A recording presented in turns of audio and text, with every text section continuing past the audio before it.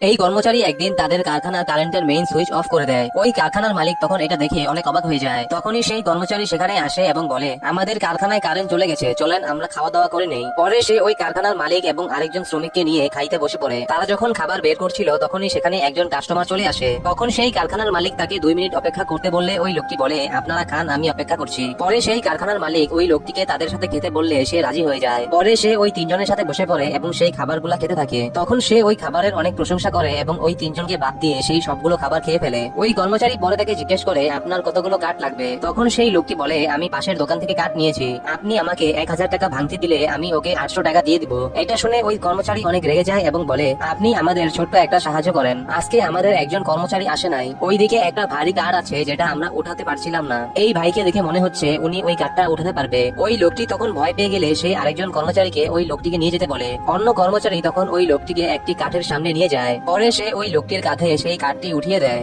পরে সে ওই কর্মচারীর কাছে 1000 টাকা ভাঙতি দিতে বললে ওই কর্মচারী তাকে আরেকটি 1000 টাকার নোট দিয়ে দেয়। ওই লোকটি কিছু বুঝতে না পারলে সে বলে, আমার পকেটে কোনো ভাঙতি নেই, আমার কাছে 1000 টাকার নোটই ছিল।